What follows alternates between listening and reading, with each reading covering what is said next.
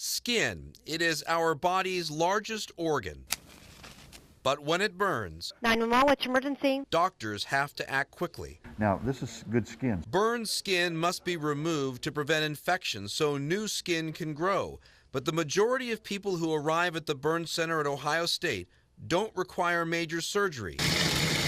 They've been burned by common kitchen accidents, like scalding from boiling water. It's probably the most painfulest thing I've ever been through. Melissa McIntyre burned the skin on her foot when she says the handle of her slow cooker broke. Zuni Alonso burned both of her arms during a pressure cooker accident. I forced it to open it, and all that steam and the beans and everything came over me. For these outpatients, a special bandage lined with silver is applied to the wound. The alloys of silver help fight infection. This is how Zuni Alonso's arm looked before her bandage was applied. After a few weeks, her swelling is gone. We're going to want you to use your fingers as much as possible. 19-year-old Marcus Coachman is having his bandages removed as well.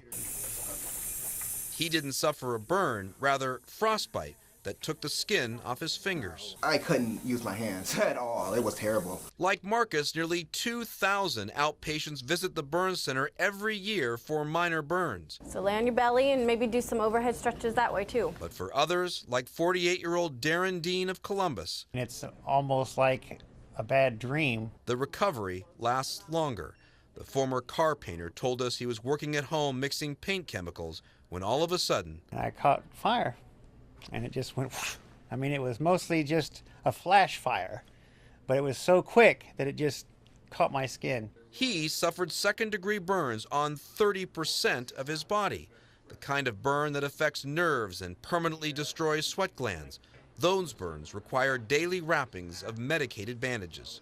Each time we change the dressing, we know it hurts, but we're slowly starting to bulldoze that land clear so that we can start to get that path for the skin to grow. Bring them down at your side if you can. There are also daily physical therapy sessions to stretch the skin so it doesn't stiffen. It's kind of pretty amazing how well that everything healed up. After 35 days, Darren Dean is finally going home. We're in the business of beating the odds. The odds of surviving a massive burn are better than ever because of burn centers like this one. In the almost 32 years that I've been a burn surgeon, I'm seeing patients surviving today that 32 years ago would never even have made it for 24 hours. At Ohio State University Wexner Medical Center, Kevin Landers, 10 TV News.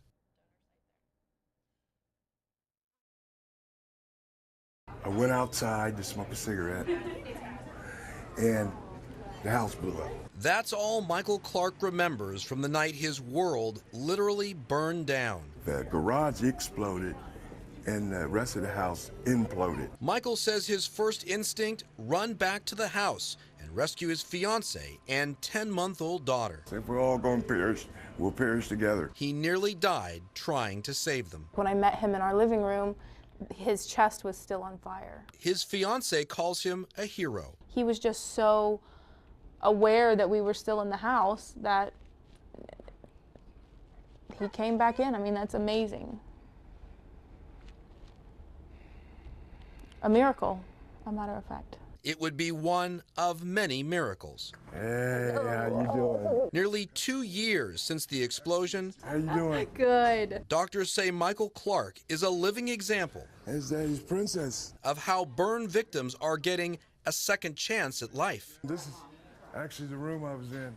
After the fire, for 4 months, doctors and nurses in the Ohio State Burn Center fought to save Michael's life. It's the reason why you go into medicine and do this, is to make people's lives better. The flames from the fire were so intense, the heat burned the pigment off of his face. I burned 79.25% of my body. Many of his burns were third degree, what doctors call deep tissue burns. His fiancée says he was almost unrecognizable. His face was completely white. And then I was like, that's when I realized how bad it was. But it got worse. While in the intensive care unit, Michael's organs began to shut down. Everything that prophets could shut down, except for my heart. And when nurses in the ICU felt Michael had given up on life, they brought to his bedside the one thing they knew would give him hope: his daughter. That was what he needed to see that he needs to keep fighting. His fight required numerous skin grafts from donor sites on his body.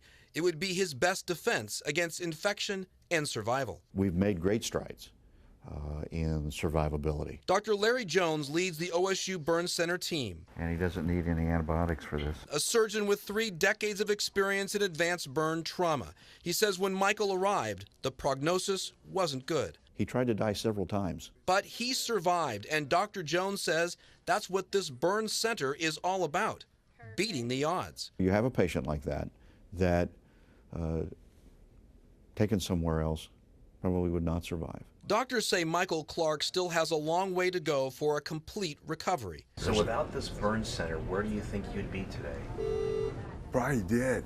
He hopes his story will inspire others that there is life after suffering a massive burn like this. Don't give up. You know, just keep fighting. I beat the odds. Ohio State University saved my life. Kevin Landers, 10 TV News.